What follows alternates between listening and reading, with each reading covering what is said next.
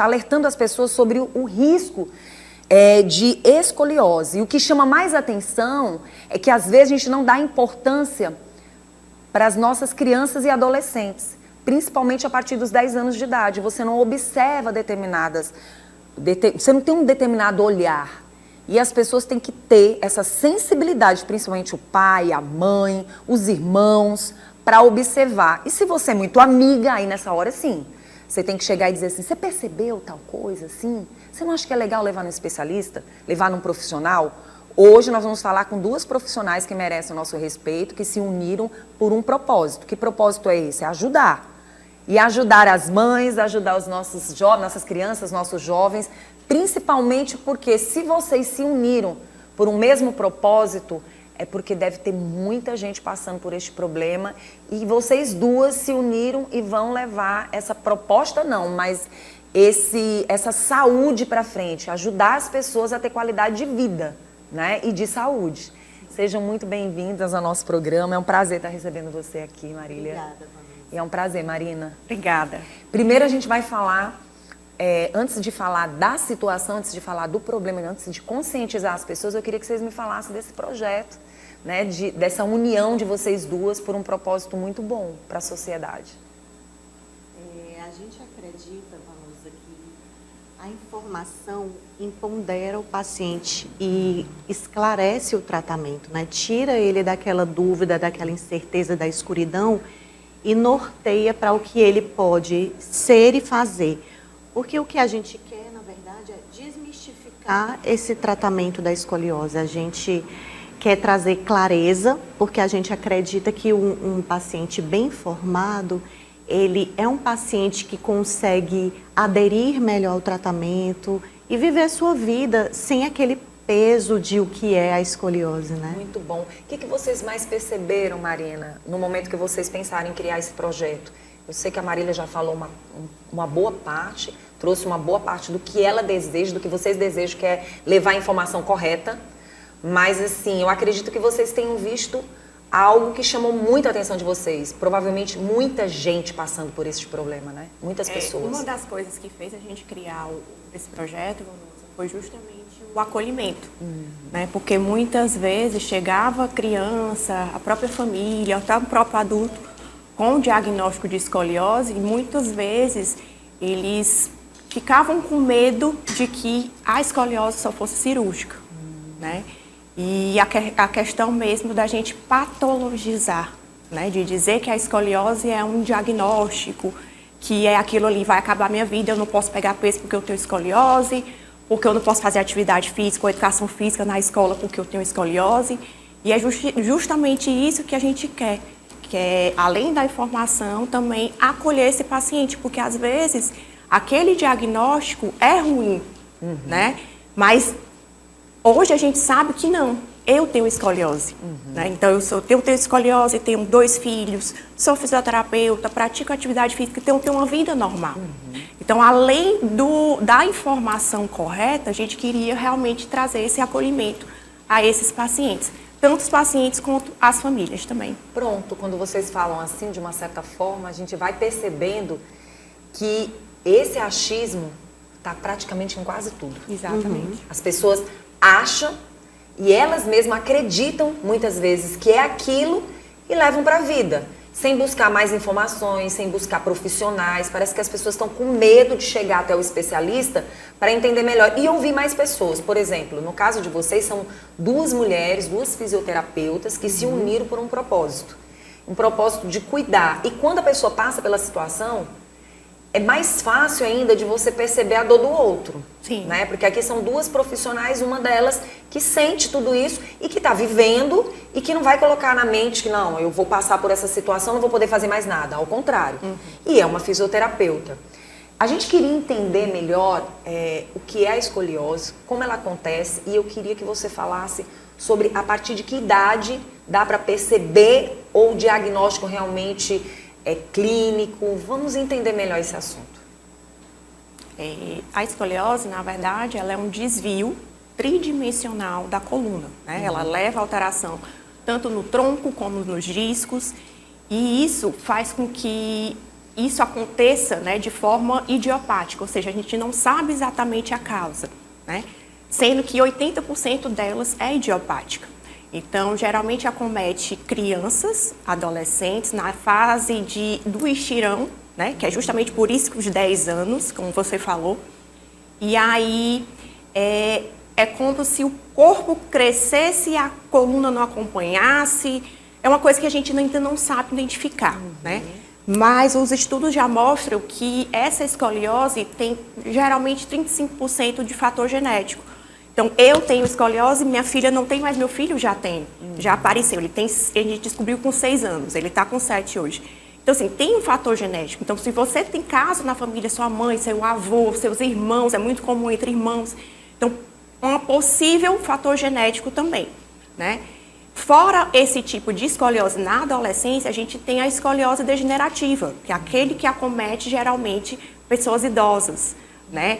Que pode não ter tido nenhum caso, não pode ter tido nenhuma vez na infância, mas que apareceu por conta da degeneração, né? Pode acontecer, acho que acima dos 80, né? 60, 80 anos. A gente tem casos na clínica. E tem aqueles casos que tiveram, por exemplo, nasceram com uma curva, né, com uma cunha vertebral, e a gente chama isso de escoliose congênita, né? Então, assim, 80% dos casos é idiopática, que é aquela que a gente não sabe a causa, e 20% tem alguma causa, geralmente congênita, geralmente neurológica, aqueles pacientes que têm paralisia, passam muito tempo sentado, não tem a musculatura, né? Então, assim, a escoliose, principalmente a idiopática, acontece na adolescência, principalmente mulheres, meninas, né? Então, é esse cuidado e essa informação que a gente quer levar para a sociedade. Por que eu fiz essa pergunta para você? A gente tem percebido que alguns jovens têm crescido bastante, né? E muitas vezes, até a hora de dormir, o tipo de cama que as pessoas vão dormir, às vezes você é maior do que a própria cama que você tem. Não sei se isso influencia, o jeito de você dormir também, não sei se isso influencia. Se na juventude o tempo vai passando, a forma como você se senta, a forma como você se posiciona, e você vai acostumando, se tem a ver. Eu sei que a gente tem alguns tipos aqui de escoliose, e eu queria entender, na verdade, a correta, porque até a história do achismo. Muitas pessoas dizem assim, você sabia que se para você ter realmente uma coluna prontinha, do jeito que tem que ser, ela não tem que ser totalmente reta? Vocês já ouviram falar nisso? Tá. As pessoas têm esse costume de falar isso. E eu tenho muita curiosidade de entender se isso é um mito ou se isso é uma verdade. Tá. Só esclarecendo primeiro aqui, Vanusa, que você comentou sobre a cama, né? Deitar de mau jeito, a mochila, eles não levam à escoliose. A escoliose verdadeira, né? Que é um desvio em 3 dimensões da coluna, não é causada por esses fatores. Por isso a gente tem que avaliar o paciente e diferenciar se esse paciente tem realmente uma escoliose ou ele tem uma má postura causada por outros fatores. A má postura ela pode causar sim dor, pode causar retração muscular, pode levar a má postura, mas a mochila, a cama, deitar de jeito errado, eles não são causa da escoliose. Interessante a gente saber disso. Porque muitas pessoas pensam. Sim. Muitas pessoas pensam, e é bom a gente tirar essas dúvidas para que você que está em casa perceba. São 2 profissionais que estão falando. Não é a história do achismo, não. Eu acho, não. São 2 profissionais que estão falando. E aí, algo que chama atenção. Às vezes a criança tem um crescimento, né, do corpo, mas os ossos não acompanham ou vice-versa. Isso pode acontecer. Pode, que geralmente são aquelas sindrômicas, né? Mas realmente o corpo cresce muito rápido. Sim. Então é como se não acompanhasse, né? Mas eu falo que no sentido de não acompanhar, porque ela é progressiva. Sim. Né? Então ela já tem aquele fator, né, da escoliose já está lá instalada. E aí durante o crescimento acontece essa desorganização, essa desorientação. Geralmente das vértebras, né, dos troncos, porque na verdade a escoliose, Vanusa, ela é uma torção, ela não é esse desvio lateral, ela é mais uma torção vertebral, né, que leva também há um desalinhamento das costelas, por isso que a gente vê aquela giba, aquela protuberância óssea, né, nas costas de um lado do que do outro, fica o ombro mais visível de um lado do que do outro, porque a criança ela vai desenvolvendo, né, vai se formando com aquela deformação, digamos assim, né, óssea. Então, a gente tem que tomar cuidado muito com isso. Pronto, quando vocês falam dessa infância e na adolescência, se esse pai não observar logo cedo o que está acontecendo com essa... Tem como observar, tem como você perceber, vem com dor, não vem com dor, o que a gente pode ficar atento como pais?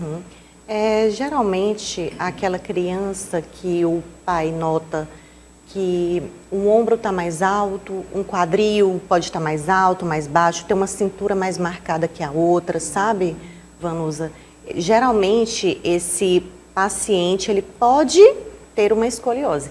Então, um teste simples que pode ser feito em casa é você pedir ao paciente para inclinar o tronco para frente, com os braços soltos, como se fosse tocar os pés, e a pessoa que está observando fica atrás para detectar uma possível curvatura, uma gibosidade. Quando a gente vê essa diferença de alinhamento, aí você já fica atento para um possível sinal de escoliose. E é hora de levar esse paciente para ser examinado por um ortopedista, para fazer um tratamento com um fisioterapeuta, para ter um acompanhamento correto. Provocador?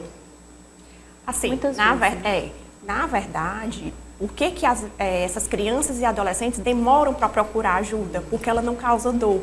Né? Ela só vai provocar dor quando ela é uma escoliose mais agressiva, ou aquela escoliose que já tem um alto valor angular. Então, por isso que muitas delas chegam ao nosso consultório já com uma escoliose mais grave, mas não por conta de dor, né? Mas sim por conta desse desalinhamento, porque a estética ela é muito mais visível. Por isso que o diagnóstico acaba, de uma certa forma, sendo mais tardio. Exatamente. E aí é onde vocês entram com essa proposta, com esse projeto de querer estar mais próximo, identificar, para que seja logo tratado cedo. E aí a gente tem algumas imagens aqui, eu queria que vocês comentassem essas imagens que nós vamos mostrar, e aí o público também vai ficar atento sobre. Eu queria que vocês pudessem, dá para vocês verem direitinho, ó, pronto, tá na tela. Ali a gente tem, por exemplo, né, esse verdinho, uma coluna teoricamente reta, né, que não tem um desvio. Porque, na verdade, Vanusa, a gente está olhando só um plano aí da escoliose. Né? Então, a gente tem, dependendo da região que a curva acontece, a gente tem uma escoliose torácica, que é essa segunda fotinha. A terceira é uma escoliose lombar, né? A quarta seria a tóraco-lombar, que começa na torácica e termina na lombar. E a gente tem a combinada, que seria a dupla curva, que eu tenho uma escoliose torácica e uma escoliose lombar, né? Essa combinada, elas são para sentidos diferentes. Então, enquanto a torácica, a lombar e a tóraco-lombar vai para um lado só, a combinada não. Enquanto a torácica vai para um lado, a lombar vai para outro e a gente tem essa torção inversa. Eu pergunto para vocês, tem tratamento? Tem. Sem pensar na cirurgia, por exemplo? Tem como... E a idade vai influenciar? Também. Se você começar mais cedo, fica melhor. É porque assim, por que criança e adolescente? Porque é a fase que a gente nota maior e é onde a gente tem uma progressão maior dessa curva. Sim. Então, quanto antes a gente cuidar, mais cedo a gente consegue parar, não voltar, né, a deixar ela reta, mas pelo menos parar essa progressão, fazer com que ela não fique tão agressiva, né? Então, aquele paciente que tem um diagnóstico cedo, precoce, e tem um tratamento precoce, a chance dele ir para uma cirurgia é menor. Não é que ele não vá para a cirurgia. Ele pode ir, porque é uma doença progressiva, que pode aumentar mesmo com o tratamento. Mas que o tratamento, o objetivo principal do tratamento é parar essa progressão. Agora é algo que a gente precisa falar e explicar para quem está em casa. Se você não fizer esse tratamento, o que pode acontecer com essa pessoa? Se der continuidade ao problema e não cuidar. Já começou logo na infância, já está indo para a adolescência, vai chegar na fase adulta. Quais são os problemas que ela pode enfrentar? A escoliose, Vanusa, ela pode, além da dor, e de uma postura cada vez mais fletida do paciente, uma postura cada vez mais com uma corcunda, ela pode levar a complicações respiratórias, cardíacas, pela torção mesmo que a coluna faz dentro do corpo, achatando o paciente, sabe? Nossa, a gente percebe que o Silvio Santos, em memória, já não está mais entre nós. Ele usava já desde bem cedo, um aparelho. A gente percebe que ele usava um aparelho para se manter ereto, assim, mais, né, firme. Eu pergunto para vocês, existe algo que seja usado, se caso o trabalho de vocês, o tratamento de vocês, se tem algum aparelho, como é que as pessoas podem, se o caso tiver mais, não sei se era o caso do Silvio Santos, mas algo que ele tinha na coluna e que chamava atenção. Não, mas é porque ele já tinha uma certa idade, tinha que se manter em pé e tudo. Isso tem a ver ou não? Na verdade, a gente tem tanto a idade como a gravidade dessa curva, né? Então, aquela criança que tem até 20 graus de escoliose, desse COP, dessa angulação, ela tem tanto... a gente tem o que a gente chama de exercícios específicos, né? Que são os exercícios realizados pela fisioterapia específica, né? A partir de 20 graus, entre 20 e 45 graus, a gente tem uma escoliose mais moderada. E isso a gente entra com o uso do colete, né? Que hoje a gente não tem mais aquele colete que vai mais para cima, tem aquele colete, é um colete, além de ter uma força torsional, detorsional para essa escoliose, ele é um colete mais confortável, estético, que o paciente pode usar por debaixo da roupa, mas mesmo assim tem que ser usado associado com a fisioterapia, né? Porque ele é uma coisa passiva, é uma coisa que lhe prende, que leva a você perder mobilidade. E a fisioterapia faz com que você entenda, tenha educação sobre a sua curva, se mantenha fora da sua curva e tenha a ajuda do fortalecimento dessa musculatura associada ao uso do colete. Já a partir de 45 graus, já tem a indicação de cirurgia. Tá? Então, na fase da adolescência, o principal objetivo do tratamento não cirúrgico é a progressão, parar essa progressão. Agora, num paciente adulto, num paciente idoso, o objetivo do colete já é outro, já não é essa força detorsional, em si, a diminuição da dor, mas sempre associado com a fisioterapia específica. E estar corcundo influencia também ou não? Estar corcundo, na verdade, como a Marília falou, depende muito do que é realmente, se é uma postura ou se é realmente a escoliose. Pronto. Eu queria que vocês falassem também, ainda falando da escoliose, quem sofre mais com o problema, homens ou mulheres? Mulheres. Geralmente elas se queixam mais da parte lombar? Porque eu tenho ouvido algumas mulheres reclamando bastante nos últimos tempos. E eu não sei se influencia, principalmente da lombar. Quando o adolescente ou a criança chega, geralmente a queixa é que o pai notou um desalinhamento na roupa, enfim, quando estava na praia percebeu algo. E já com mulheres adultas, realmente a queixa, elas vêm se queixando de estética e desconforto na musculatura lombar. Muito interessante. E aí, nesse momento, são sessões? Começam através de sessões? Na verdade, é a fisioterapia específica, né? A gente chama que é a reabilitação específica da escoliose. Então, a gente vai fazer exercícios, terapia manual para essa dor, mas principalmente o exercício voltado para que aquele paciente aprenda a sentar de uma forma correta, a deitar de uma forma correta. Não é que vai ser uma coisa rígida, Vanusa, mas é mais a questão de educação desse paciente, né? Do que é essa curva e de como ele se manter fora dela para que ela não piore. Interessante quando vocês falam assim e chama bastante atenção porque às vezes a própria pessoa percebe, né? A própria pessoa percebe. Eu digo para vocês que eu não sei se é o meu caso, porque eu sou muito alta e eu percebo quando vocês falam da parte genética. O meu filho, ele tem 1 metro, hoje ele tem 14 anos, tem 1 metro, vai fazer já está quase com 1,77 m. E uma das coisas que chama atenção é que na família do meu pai, todos eram muito altos. E eu tinha um tio, em memória, que ele tinha 2,10 m. 2,10 m. E o que chama bastante atenção é que na família do meu pai todos reclamavam muito de dor de coluna, vários problemas relacionados à altura deles. E o que meu próprio filho, indo para a academia, percebeu algo nele. Ele, mãe, eu percebi que um lado meu, ele tá um pouquinho mais alto do que o outro. E eu tenho percebido isso relacionado a mim, por isso que eu perguntei para vocês relacionado à idade, que a gente acaba dando o exemplo da gente.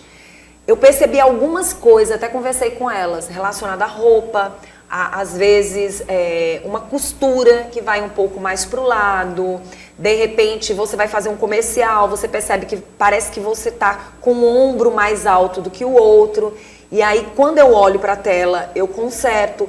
Eu não sei se isso tem influência, mas a gente percebe que pessoas mais altas sofrem um pouco mais, não sei se com a escoliose, mas pelo menos com problemas assim, relacionados aos ossos, à coluna, à postura. Não sei se vocês podem falar sobre isso também. Na verdade, a gente tem vários estudos relacionados à questão da idade e também da altura, desculpa, mas também relacionado entre culturas, né? Entre pessoas de uma região que tem mais do que outra. O que acontece, Vanusa? Nós daqui da região Nordeste, principalmente aqui do Piauí, nós somos mais baixos. Sim. E não deixam de ter a escoliose. Exatamente. Né? E o que acontece? Por exemplo, a sua família já tem tendência a ser mais alta, né? O seu filho tem a tendência a ser mais alto. Então, é uma coisa que a gente observa até na clínica, aquela postura mais tímida. Então, é uma forma da gente tentar igualar o padrão da sociedade. Então, pode ser uma forma também, porque eu me vejo muito alta e às vezes eu me curvo, às vezes até para falar com a pessoa que é mais baixa. Então, isso tem relação, né?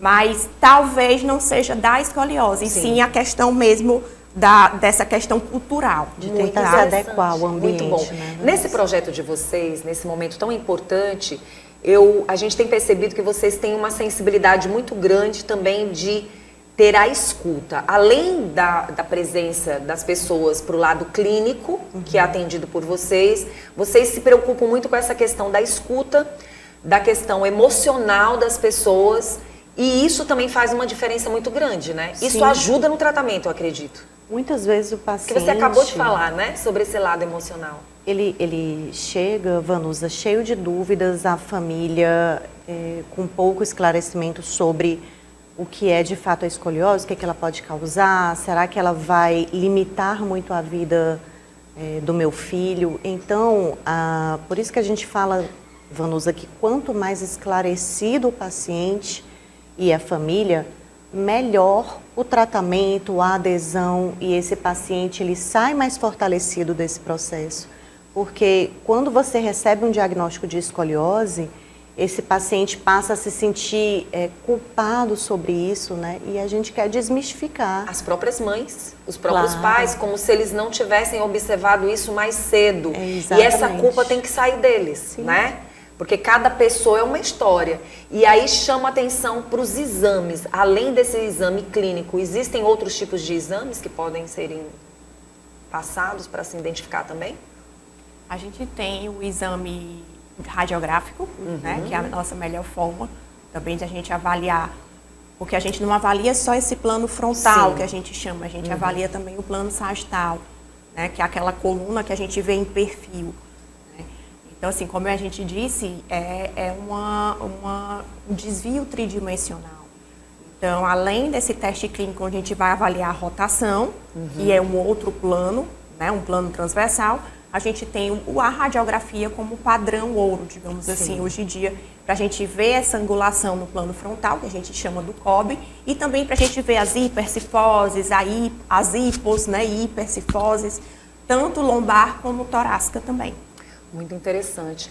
Eu queria que vocês ficassem à vontade. Se faltou alguma informação que vocês possam passar para quem está em casa assistindo o nosso programa.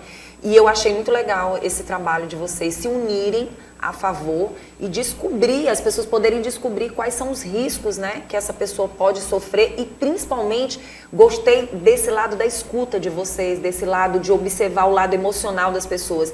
E cada dia que passa, parece que as pessoas vão se fechando mais para si.